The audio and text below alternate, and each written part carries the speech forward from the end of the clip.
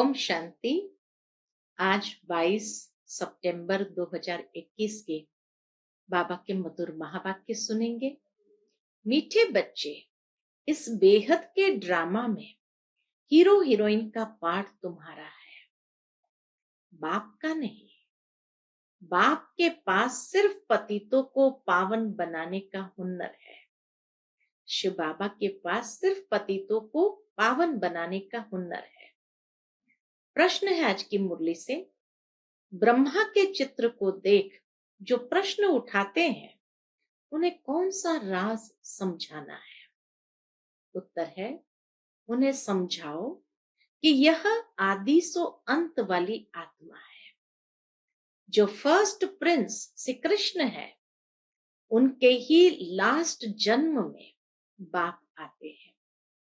ये पतित तन है, उन्हें ही पावन बनना है। यह कोई भगवान नहीं, भगवान तो एवर प्योर है। उसने इनके तन का आधार लिया है। आज की मुरली से पहले गीत बजा है, मुखड़ा देख ले प्राणी जरा दर्पण में, कितना पाप है कितना पुण्य है। ओम शांति। बाप ने बच्चों को समझाया है कि शांति के लिए कोई बाहर दर दर धक्का नहीं खाना है। जैसे हठयोगी सन्यासी समझते हैं। क्या समझते हैं सन्यासी लोग? गृहस्थ व्यवहार में रहते शांति मिल नहीं सकती। शांति जंगल में मिलती है, इसलिए वो घर बार छोड़ करके जंगल की ओर जाते हैं। परंतु बाप समझाते हैं शांति वहां भी नहीं मिल सकती, जंगल में भी नहीं है। इस पर एक कहानी व दृष्टांत सुनाते हैं कि रानी के गले में हार पड़ा था और ढूंढती थी बाहर। ऐसे शांति तो तुम्हारे गले में पड़ी है, बाहर कहाँ ढूंढते हो? बाप आकर समझाते हैं, बच्चे तुम आत्मा का स्वधर्म है ही शांत। यह शरीर तो तुम्हारी कर्मेंद्रियां है, जिससे तुमको पाठ बजाना पड़ता है। आत्मा तो अविनाशी है। आत्मा कोई छोटी बड़ी नहीं होती है, न विनाश होती है। हाँ, आत्मा पतित बनती है, इनको ही पावन बनना होता है। आत्मा को पहले किशोर शरीर मिलता है। बाबा के आत्मा को पहले किशोर शरीर मिलता है, फिर युवा, वृद्ध होता है। आत्मा तो है ही एक रस। पहले पहले तो आत्मा को जानना होता है। मैं आत्मा ही बैरिस्टर आदि बनता हूं। इसको कहा जाता है आत्म अभिमानी भव। बाप समझाते हैं, बच्चे तुम देह अभिमानी बन पड़े हो, इसलिए अपने को शरीर समझ लेते हो। ये भूल जाते हो कि मैं आत्मा हूं, यह मेरा शरीर है। तो अपने को रियलाइज करना है। 84 जन्म भी आत्मा लेती है। अभी बाप ने समझाया है, जो ब्राह्मण बने हैं वही फिर देवता बनने वाले हैं। ऐसे भी नहीं कि सब 84 जन्म लेते हैं। कोई पहले आएगा, कोई 50-100 वर्ष बाद भी आते रहेंगे, कोई के 80-82, कोई के कितने जन्म होंगे। मनुष्य तो 84 लाख जन्म कह देते हैं। इनसे भी सेटिस्फाई नहीं होते हैं तो फिर कह देते कण कण में भगवान है। अब भगवान कहते हैं कि मैं किसी मनुष्य तन में भी नहीं हूं, तो जानवर, पत्थर, ठिक्कर कण कण में कैसे हो सकता? बाबा कहे, मैं किसी मनुष्य तन में भी नहीं हूं, तो जानवर, पत्थर, ठिक्कर कण कण में कैसे होगा? बाप ने समझाया है, नंबर 1 ही लास्ट नंबर में तमो प्रधान बनते हैं। मैं खुद कहता हूं कि मैं बहुत जन्मों के अंत में साधारण तन में प्रवेश करता हूं। जिसने पूरे 84 जन्म लिए हैं, वह तो जरूर पतित होगा, पावन तो हो नहीं सकता। बाप खुद कहते हैं पहले नंबर में है श्री कृष्ण फर्स्ट प्रिंस, श्री नारायण तो बाद में बनता है जब बड़ा होता है। वह भी 20-25 वर्ष कम हो जाते हैं। नारायण बाद में बनता तो 20-25 वर्ष कम हो जाते हैं। श्री कृष्ण के ही संपूर्ण 84 जन्म कहेंगे, उनके भी पूरे 84 जन्म नहीं कहेंगे। लक्ष्मी नारायण के नंबर 1 है श्री कृष्ण, बल वही फिर स्वयंवर बाद नारायण बनते हैं। परंतु हिसाब तो बच्चों से करना है ना, बचपन की अवस्था से करना है। पूरे 84 जन्म 5000 वर्ष श्री कृष्ण के ही कहेंगे। तो बाप बैठ समझाते हैं मैं कल्प कल्प उसी ही तन में आता हूं जिसका आदि से लेकर अंत तक पाठ है, दूसरे कोई में आ नहीं सकता। हिसाब है ना, ब्रह्मा ही पहला नंबर ठहरा, मैं और कोई में आ कैसे सकता। तुमसे बहुत लोग पूछते हैं सिर्फ एक ही ब्रह्मा में क्यों आते हैं, परंतु ये हिसाब है ना, ये हिसाब परमात्मा का है, ये समझने की बातें हैं। गाया भी हुआ है ब्रह्मा द्वारा स्थापना करते हैं, विष्णु व शंकर द्वारा स्थापना नहीं करते। यह और कोई का काम नहीं है। मनुष्य रचता और रचना को नहीं जानते। यह भी ड्रामा में नूंद है, बनी बनाई बन रही अब कुछ बननी नाही, चिंता ताकि कीजिए जो अनहोनी होए। यह अभी की बात है, जो अनहोनी होती उसकी चिंता क्यों, क्योंकि बनी बनाई बन रही है। तो इसीलिए बाबा कहे ये अभी की बात है, जो होनी है वही होती है, वह बदल नहीं सकती। आज जो कुछ होता है फिर 5000 वर्ष बाद होगा। बाबा ने समझाया भी था, कोई भी बात ऐसी देखो तो बोलो यह कोई नई बात नहीं, 5000 वर्ष पहले भी हुआ था, एकदम ऐसा लिख दो। फिर भल वह आकर पूछे, लिखने में कोई हर्जा नहीं। बाबा के लिखने में कोई हर्जा नहीं है। यह लड़ाई पहले लगी थी, नथिंग न्यू। महाभारत की लड़ाई 5000 वर्ष पहले भी हुई थी। क्रिश्चियन ने भारत में आकर राज्य छीना, नथिंग न्यू। फिर कल्प बाद भी ऐसा ही होगा। यह वर्ल्ड की हिस्ट्री ज्योग्राफी रिपीट होती रहती है। अब फिर से आदि सनातन देवी देवता धर्म की स्थापना हो रही है। जिनके 84 जन्म पूरे हुए हैं वही पहले नंबर में लक्ष्मी नारायण बनेंगे। यह सब राज बाप ही बैठ समझाते हैं। बाप कहते हैं मैं मनुष्य सृष्टि का बीज रूप हूं। इनको उल्टा झाड़ कहा जाता है। इस कल्प वृक्ष की आयु 5000 वर्ष है। स्वास्तिका में 4 भाग एक जैसे देखेंगे। युग भी इक्वल है, उसमें फर्क नहीं पड़ता। बाप समझाते हैं कि देखो दुनिया में तो क्या क्या हो रहा है। कोई मून में जाते हैं, कोई आग पर कोई पानी पर चलना सीखते हैं। यह सब है फालतू, इससे कोई भी फायदा नहीं। अच्छा पानी पर चल लिया क्या होगा उससे, आग पर चल लिया क्या होगा, उससे कोई प्राप्ति थोड़ी है। तो बाबा कहे इससे कोई फायदा नहीं। फायदा किसमें है, पावन बनने में। मनुष्य पावन बन मुक्ति जीवन मुक्ति में तो जा नहीं सकते। बाबा कहे मनुष्य पावन बन मुक्ति जीवन मुक्ति में तो जा नहीं सकते हैं। आग पर चल लिया उससे पावन थोड़ी बनेंगे, पानी पर चल लिया उससे पावन थोड़ी बनेंगे, और मुक्ति जीवन मुक्ति को थोड़ी पाएंगे। तो पावन बनते हैं तो मुक्ति जीवन मुक्ति को प्राप्त करते हैं, नहीं तो कैसे जा सकते हैं। तो इसीलिए बाबा कहे मनुष्य पावन बन, मुक्ति जीवन मुक्ति में तो जा नहीं सकते। आग पर चलने से कोई पावन बन जाएंगे, मुक्ति जीवन मुक्ति में चले जाएंगे, ऐसा नहीं हो सकता।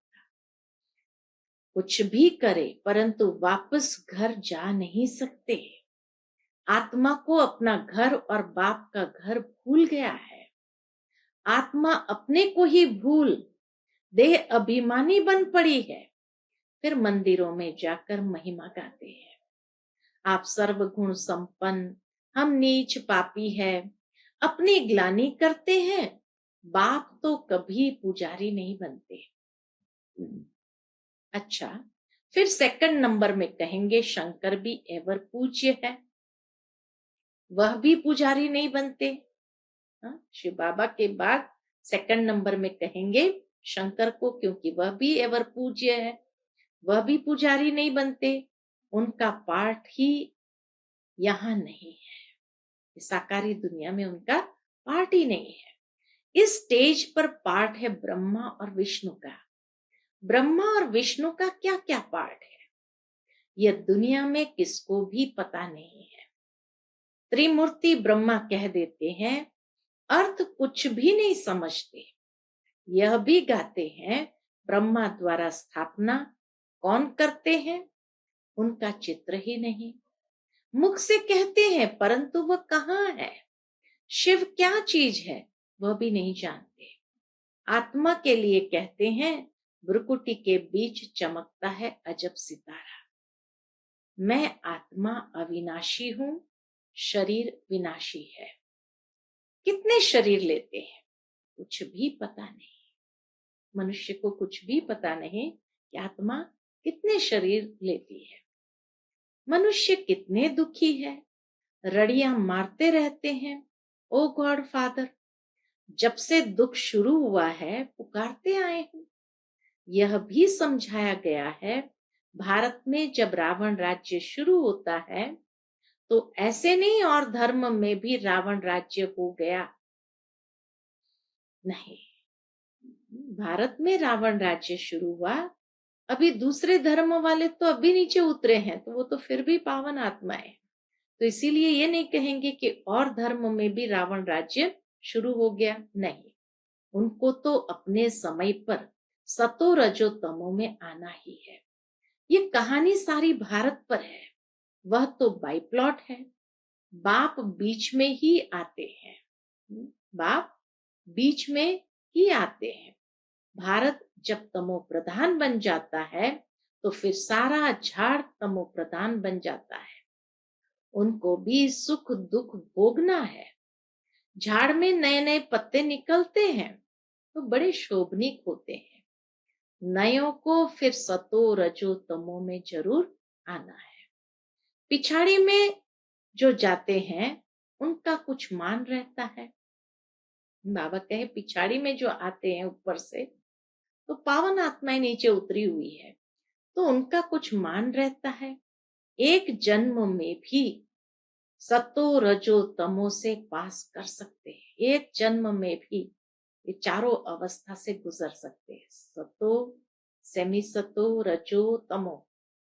परंतु उनकी कोई वैल्यू नहीं रहती। एक जन्म की क्या वैल्यू, वैल्यू तो उनकी है जो हीरो हीरोइन का पार्ट बजाते हैं। ऐसे नहीं कहेंगे बाबा ही हीरो हीरोइन का पार्ट बजाते हैं, बाबा के लिए नहीं कह सकते हैं। वह तो आकर, बाबा का पार्ट ही क्या है, हीरो हीरोइन का नहीं है। वह तो आकर पतितों को पावन बनाते हैं, खुद पतित नहीं बनते हैं। तुम पतित से पावन बनने की मेहनत करते हो।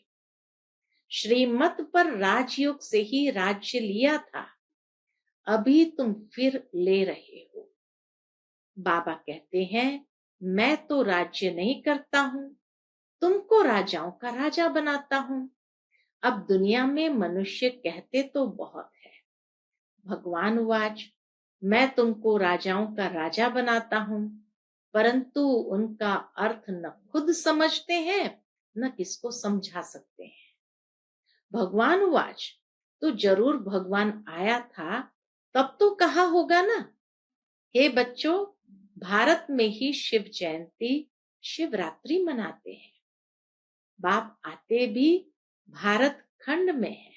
बाबा कहते बाप आते भी है भारत खंड में। भारत ही अविनाशी खंड है। उनकी महिमा बहुत भारी है। जैसे बाप की महिमा अपरंपार है, वैसे भारत की महिमा भी अपरंपार है। भारत में ही परमपिता परमात्मा आकर सब मनुष्य मात्र की सदगति करते हैं, सबको सुख देते हैं।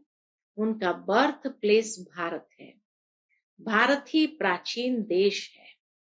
भगवान राजयोग सिखलाने भारत में ही आया था, परंतु कृष्ण को भगवान कह देने से उनकी सारी महिमा नहीं रही है। तो गलती एक ही हो गई कि कृष्ण को भगवान कह देने से उनकी महिमा नहीं रही है।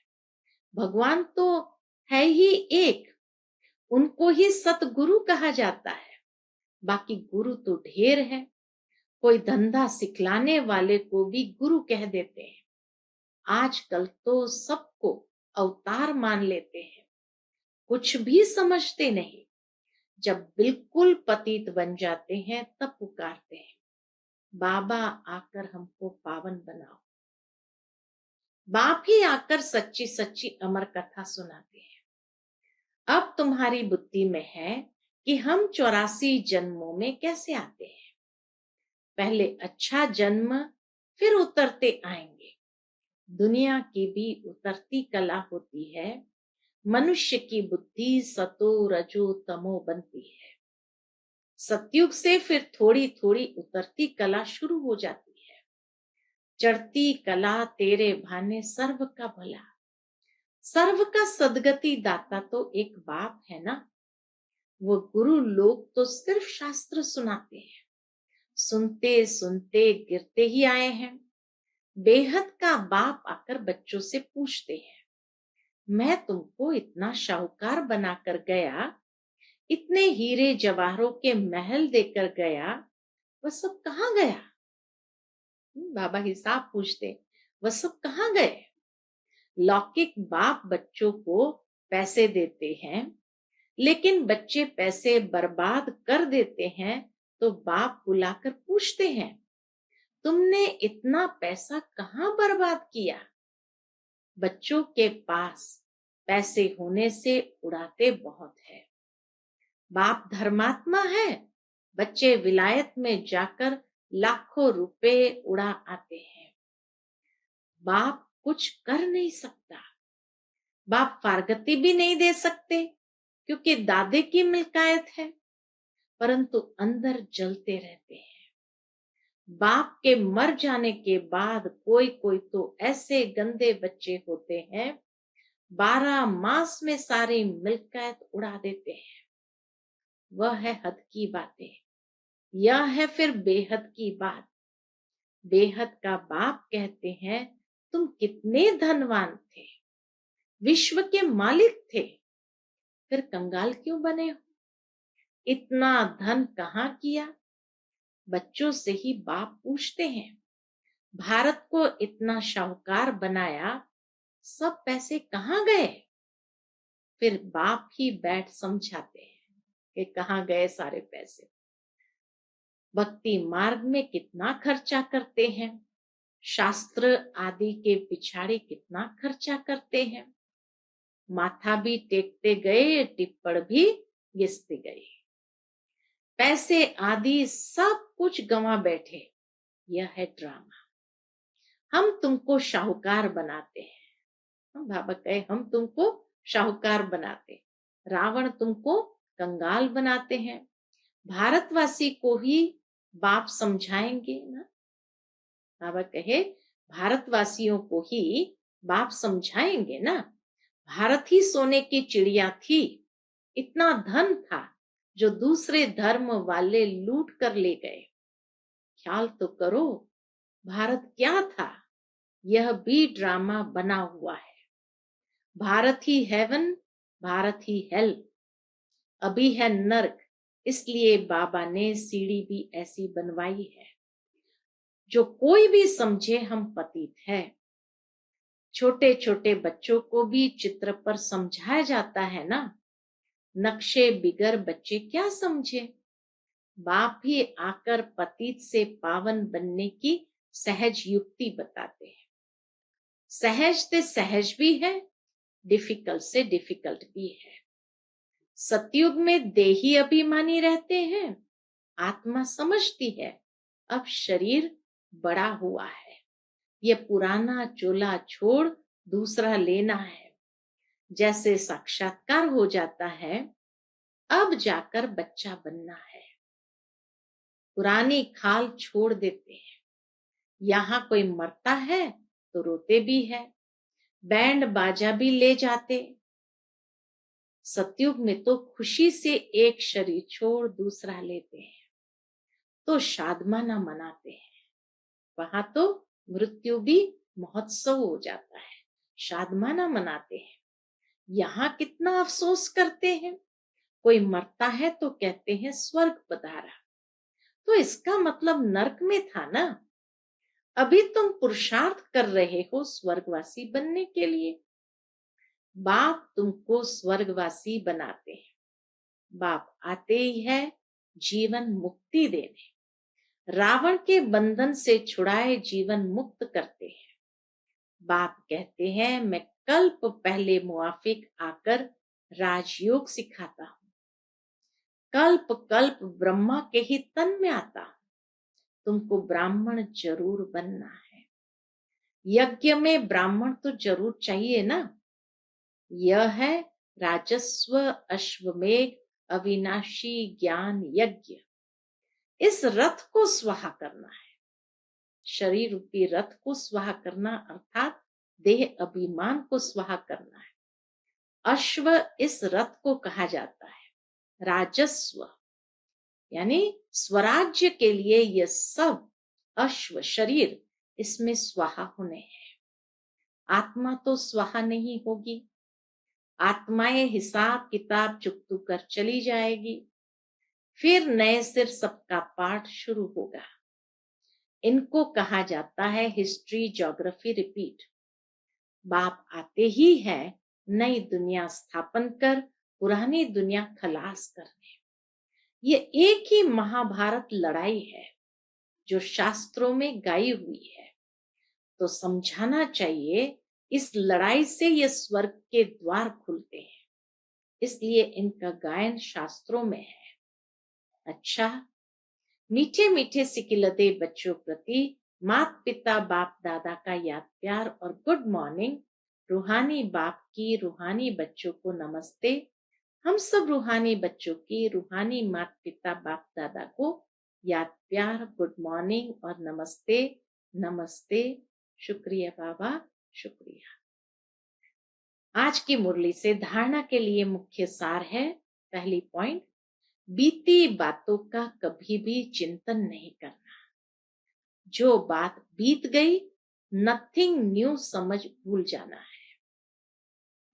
दूसरी पॉइंट, इस राजस्व अश्वमेघ यज्ञ में अपना तन मन धन सब स्वाहा कर सफल करना है। इस अंतिम जन्म में संपूर्ण पावन बनने की मेहनत करनी है। आज का बाबा का मधुर वरदान हम बच्चों के प्रति है। मास्टर त्रिकालदर्शी बन, हर कर्म युक्ति युक्त करने वाले कर्म बंधन मुक्त भव। मास्टर त्रिकालदर्शी बन, हर कर्म युक्ति युक्त करने वाले कर्म बंधन मुक्त भव। जो भी संकल्प बोल व कर्म करते हो वह मास्टर त्रिकालदर्शी बनकर करो, तो कोई भी कर्म व्यर्थ व अनर्थ नहीं हो सकता। त्रिकालदर्शी अर्थात साक्षीपन की स्थिति में स्थित होकर कर्मों की गुह्य गति को जानकर इन कर्मेंद्रिय द्वारा कर्म कराओ, तो कभी भी कर्म के बंधन में नहीं बंधेंगे। हर कर्म करते कर्म बंधन मुक्त कर्मातीत स्थिति का अनुभव करते रहेंगे। आज का बाबा का स्लोगन है, जिनके पास हद के इच्छाओं की अविद्या है वही महान संपत्तिवान है। जिनके पास हद के इच्छाओं की अविद्या है वही महान संपत्तिवान है। अच्छा, Om Shanti. To watch Peace of Mind channel videos on YouTube, subscribe us on youtube.com/TV Peace of Mind. Just a click for a peaceful life.